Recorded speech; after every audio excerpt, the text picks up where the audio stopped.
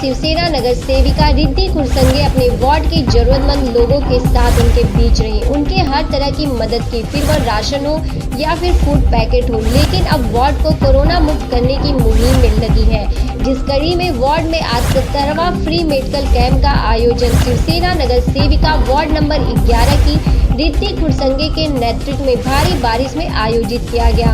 वहां मौजूद डॉक्टर और माझी नगर सेवक भास्कर खुरसंगे का क्या कुछ कहना था, देखिए। मैं डॉक्टर दीपा बंडगर।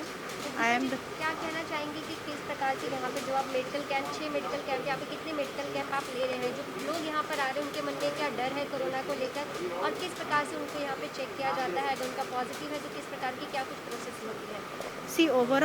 ओवरऑल हमारा एवरी वीक 2 कैंप रहते हैं एरिया में, और उसके लिए हमारे जो नगर सेविका है वो हमको सबको इन्फॉर्मेशन देने के लिए बहुत उनका हेल्प रहता है।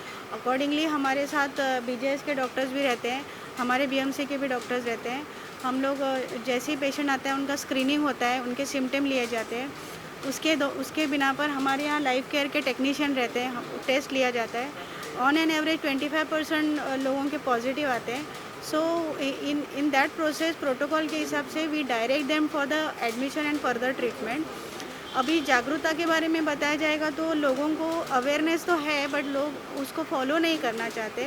सो आपके माध्यम से मैं उनको ज़रूर कहना चाहूँगी कि लोगों को अपने अवेयरनेस को यूज़ भी करना है। जानकारी सिर्फ व्हाट्सएप के नहीं, पर एक्चुअल जानकारी जो बीएमसी की हमारी ये सेविका है जो हम घर घर जाके देती है, उनका भी अवलंब करना चाहिए।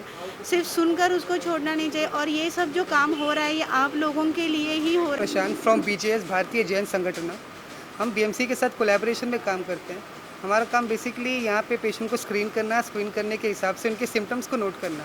सपोर्ट रहता है क्योंकि ये उनका वार्ड है, तो वो कितना सपोर्ट करते हैं, कितना उनका सहयोग होता है? आप मतलब अगर कोरोना महामारी भगानी तो उनका कितना सहयोग आपको नजर आता है? बेसिकली कितना एक्टिव रहते हैं? बेसिकली मैम उनका एक्टिवनेस हमारे लिए बहुत इंपॉर्टेंट रोल प्ले करता है, क्योंकि उनके अवेयरनेस के बाद ही पेशेंट यहाँ तक आ पाते हैं।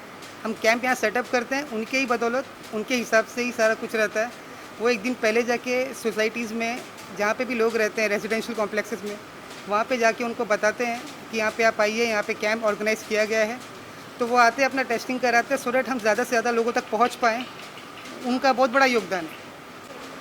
भास्कर जी, कोरोना महामारी को देखते हुए कितनी बार यहाँ पर मेडिकल कैंप आपके द्वारा लिया जा चुका है, और आज किस प्रकार का मेडिकल कैंप लिया गया है? आज यहाँ पर कहाँ कहाँ के लोगों तक यहाँ तक पहुँच कर अपना कोरोना टेस्ट करवा सकेंगे? ऐसा है कि हमारे वार्ड में कोरोना के बहुत ज़्यादा पेशेंट हो रहे थे, और उसी समय पे हमारे माननीय मुख्यमंत्री उद्धव जी ठाकरे साहब, पालक मंत्री आदित्य जी ठाकरे जी, इन्होंने कोविड-19 को पूरी तरह से ख़त्म होने के लिए मिशन कोविड-19 का हमको आह्वान किया।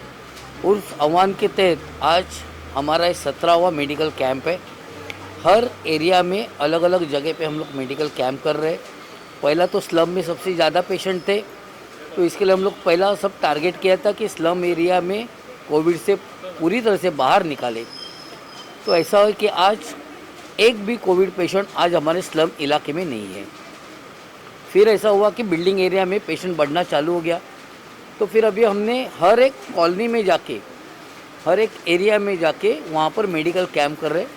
वहाँ पर जो नागरिक है जिनको भी बुखार हो रहा है या तो जो भी सिम्टम्स है, तो वहाँ पर ऐसा हम मेडिकल कैंप आयोजित करते हैं और वहाँ पर उनका टेस्टिंग करते हैं। उस टेस्टिंग में अगर हमको कुछ सिम्टम्स लगा तो तुरंत यहीं पर कोविड टेस्टिंग करके उनको रिपोर्ट दे देते हैं, और अगर कोई पॉजिटिव निकला तो उनकी व्यवस्था उनके सेहत के हिसाब से उनको कहाँ एडमिट करना है, वो ABC कैटेगरी के तहत, तो उनका वहाँ से वो डॉक्टर साहब तैयार करते, और वो यहीं से हम वहाँ एम्बुलेंस मंगा के यहीं से वो हॉस्पिटल में जाने की सुविधा करते हैं।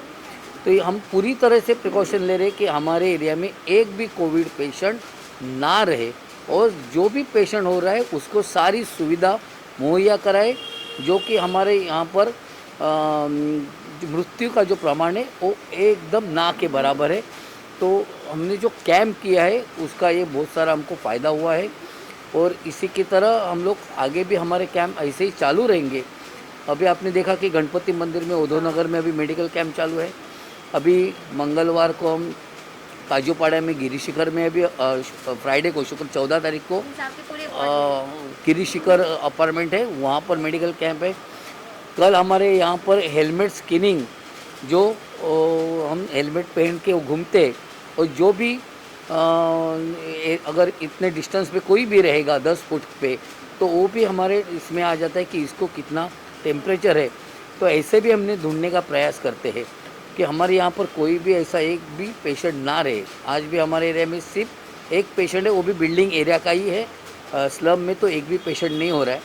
तो ये मेडिकल हम लोग जो मेडिकल कैंप कर रहे हैं, हमारे डॉक्टर और हमारे बाकी जो साथीदार है, हमारे संदीप है और हमारे कार्यकर्ता है, वो सबकी जो मेहनत है, वो मेहनत का फल है कि आज हमारे पर कोविड पेशेंट की संख्या ना के बराबर है।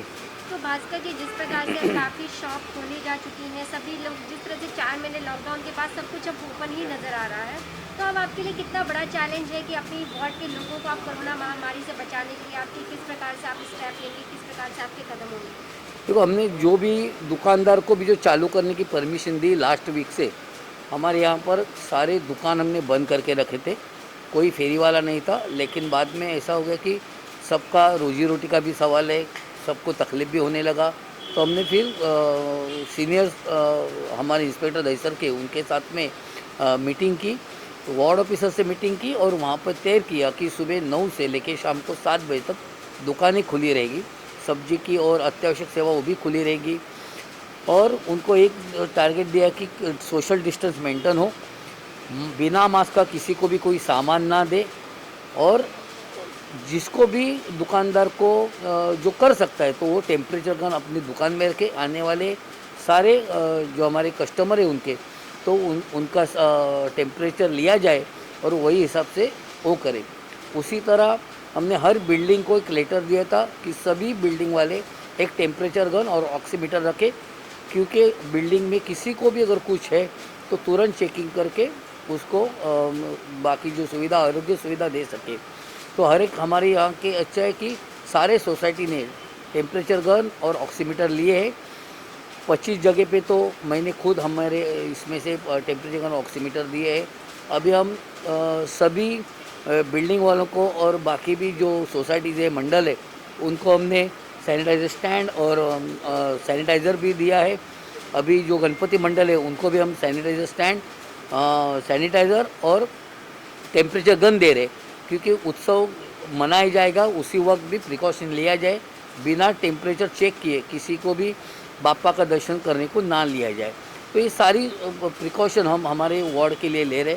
हमारे वार्ड के ही नहीं तो आजू बाजू के सारे इलाके में, आजू बाजू के वार्ड में भी अगर कुछ चीज़ कम गिर गई है तो वो भी हम मुहैया करा रहे हैं। उसी तरह अगर किसी को खाने की तकलीफ़ है तो उनको खाना भी मुहैया करा रहे, किसी को अनाज की तकलीफ़ है तो अनाज भी मुहैया करा रहे।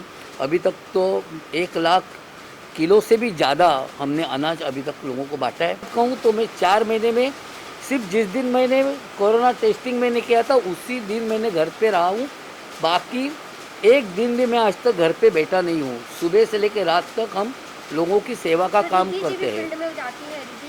रिद्धि जी भी हर समय पे फील्ड पे रहती है। वो हमने काम डिवाइड करके लिया है। अगर कोई भी कोरोना पेशेंट है या कोई भी सामान्य बीमारी हो तो भी उसको एडमिट करने से लेके उसको खाना, उसको बाकी सुविधा मिलनी चाहिए, उसके लिए वो कंटिन्यू वो डिपार्टमेंट मैंने उसके पास रखा है, क्योंकि सारे डॉक्टर्स के नंबर, सारे हॉस्पिटल्स के नंबर, सारे हमारे हेल्थ पोस्ट के नंबर, वो सारी लिस्ट लेके वार्ड ऑफिसर, डीएमसी जो भी लगे, अगर अभी किसी को एक इंजेक्शन लगता है, आपको मालूम है उसका ब्लैक मार्केटिंग हो रहा है, लेकिन फिर वो इंजेक्शन के लिए भी लोगों का फ़ोन आता है, तो वो महापौर से लेके सबको कमिश्नर तक फ़ोन करके वो अवेलेबल करने का काम, तो हमने काम डिवाइड करके लिया है। एक आप देख रहे हैं सक्षम न्यूज इंडिया, सबसे पहले सबसे तेज।